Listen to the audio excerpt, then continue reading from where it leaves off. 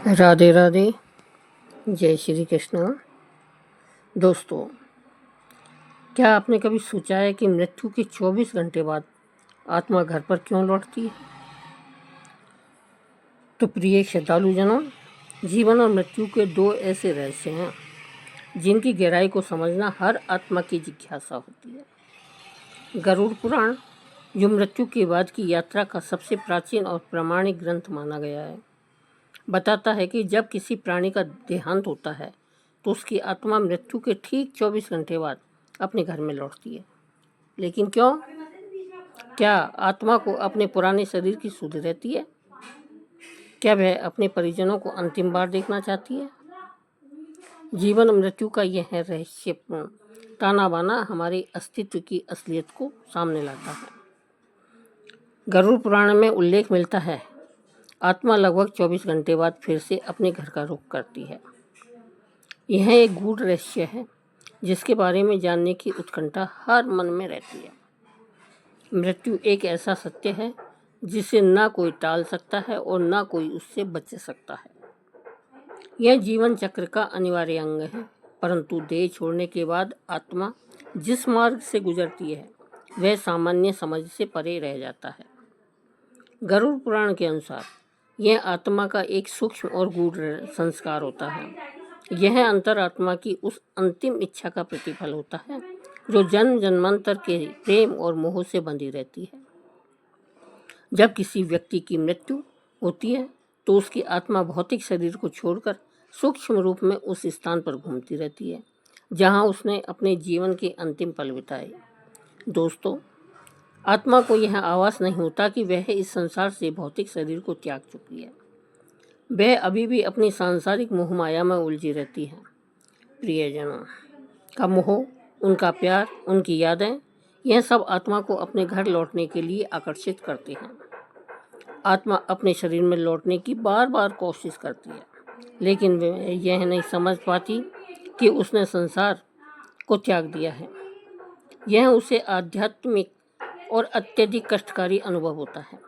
दोस्तों, फिर यमदूत या देवदूत उसकी आत्मा को लेने आते हैं और उसे 24 घंटे के अंदर यमराज के सामने प्रस्तुत किया जाता है, जहां उसके कर्मों का लेखा जोखा होता है और चित्रगुप्त उसके अच्छे बुरे कर्मों का विवरण दर्ज करता है। इस समय आत्मा के पास कोई विकल्प नहीं होता, उसे अपने कर्मों का फल स्वीकार करना होता है। लेकिन जब आत्मा के कर्मों का लेखा जोखा पूरा हो जाता है तो यमदूत उसे वापस धरती पर छोड़ देते हैं, जहां उसके परिवारजन उसे पुकारते रहते हैं। यह यात्रा आत्मा के लिए बहुत कष्टदायक भी हो सकती है और कभी प्रेरणादायक भी, जो उसके लिए किए गए कर्मों पर निर्भर करता है। दोस्तों, गरुड़ पुराण, जो हिंदू धर्म के 18 महापुराणों में से एक है, हमें यह सिखाता है कि मृत्यु केवल एक नश्वर शरीर का त्याग है, परंतु आत्मा अजर अमर है। यह पुराण जीवन के जन्म मरण से लेकर आत्मा के विषय में हमें महत्वपूर्ण और जीवनदायिनी जानकारी प्रदान करता है। गरुड़ पुराण के माध्यम से हम यह समझ सकते हैं कि मृत्यु के बाद आत्मा क्यों अपने घर लौटती है और इसके पीछे क्या रहस्य छिपा है। आज हम गरुड़ पुराण की इस रहस्यमयी प्रस्तुति में खो जाने वाले हैं।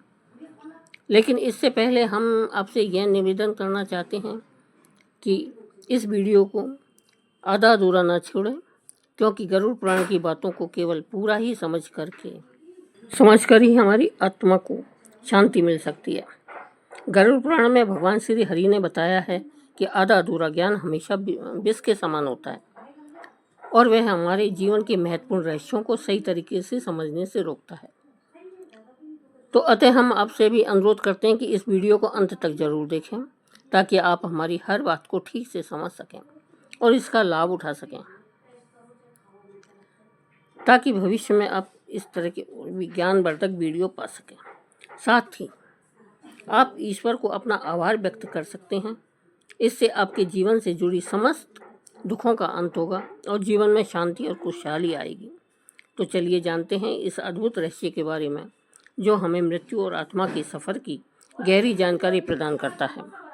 दोस्तों, गरुड़ पुराण में बताया गया है कि जब किसी की मृत्यु होती है तो उसके भौतिक शरीर से सूक्ष्म आत्मा निकलने के बाद 24 घंटे के अंदर फिर से वह अपने परिवारजनों के पास दोबारा से आती है क्योंकि उस सूक्ष्म आत्मा को अपने परिवार और सांसारिक मोह के बंधन में उलझी रहती है।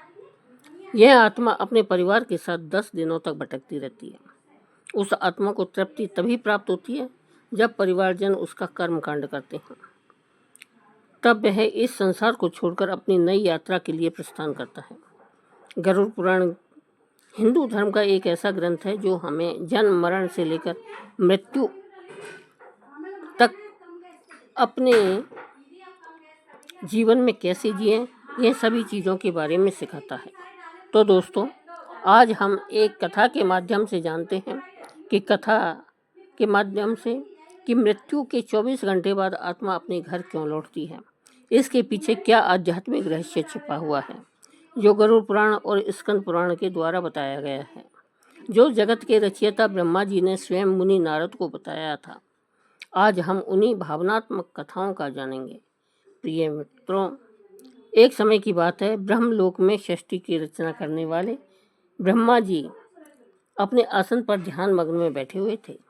तभी देव श्री नारद नारायण नारायण कर का जाप करते हुए वहां पहुंचे।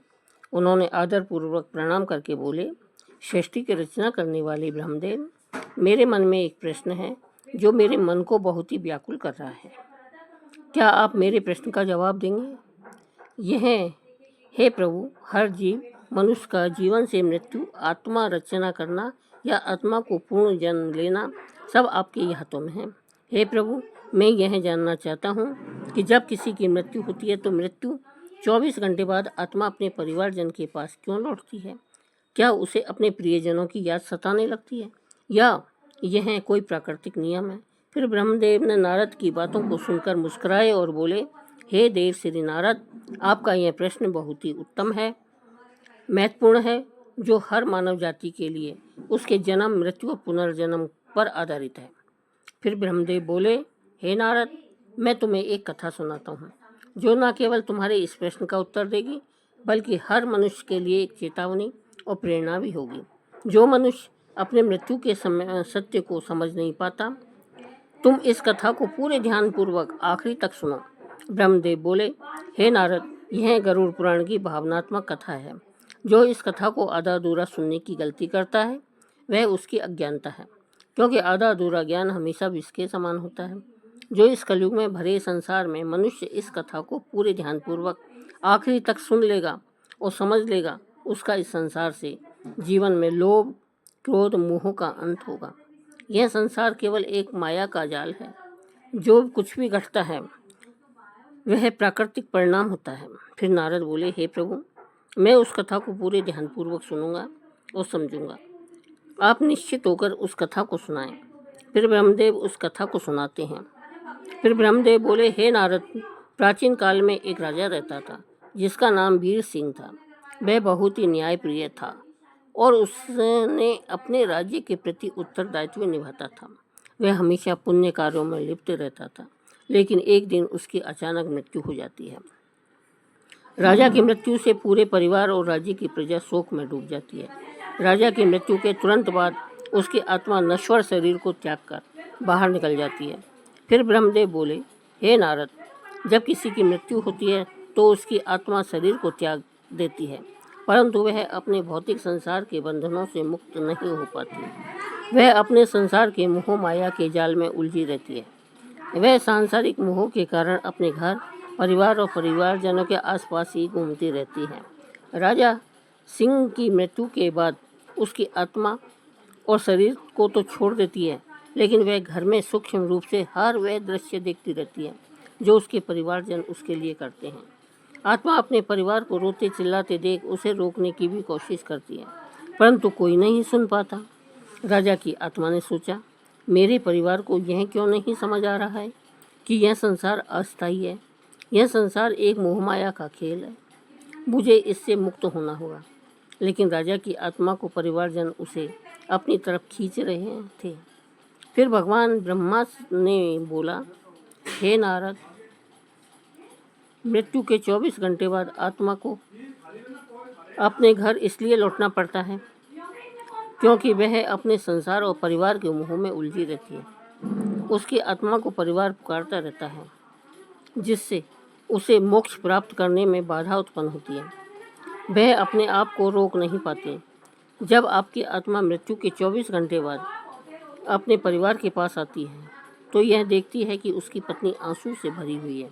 उसकी पत्नी बार बार कह रही है, हे राजन, आप हमें छोड़कर क्यों चले गए? हमारा क्या होगा?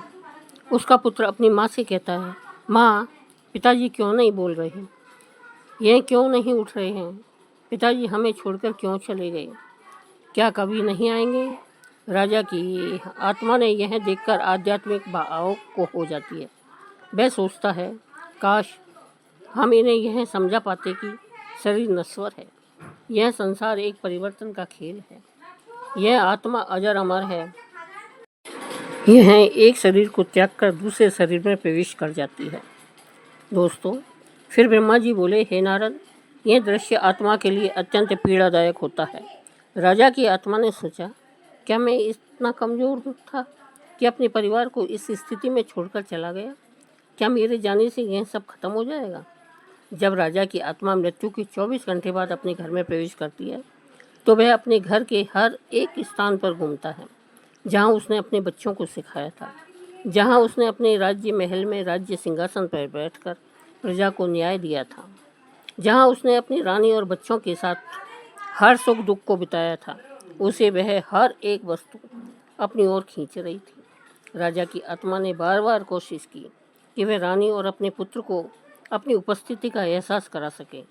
उसने रानी के पास जाकर धीरे से कहा, हे प्रिय, मैं तुम्हारे पास हूँ। तुम्हारा यह विलाप मुझे कमज़ोर कर रहा है। मुझे इस संसार से मोक्ष पाने के लिए कृपा करें। लेकिन उसकी आवाज़ रानी को सुनाई नहीं दी। उसने अपने पुत्र के सिर पर हाथ रखा और कहा, हे पुत्र, यह संसार एक यात्रा है। हर आत्मा को इसे छोड़कर आगे बढ़ना पड़ता है। तुम मेरे बिना भी मजबूत बन सकते हो। लेकिन उसके पुत्र ने उसकी आवाज़ नहीं सुनी। फिर आत्मा ने निराश होकर अपने परिवार की ओर देखा और कहा, क्या यह मेरा मोह है जो मुझे संसार की इच्छा में बांध रहा है, या उनके आंसू जो मुझे रो रो कर पुकार रहे हैं? नारद अब समझ गए कि मृत्यु के 24 घंटे बाद आत्मा अपने घर क्यों लौटती है।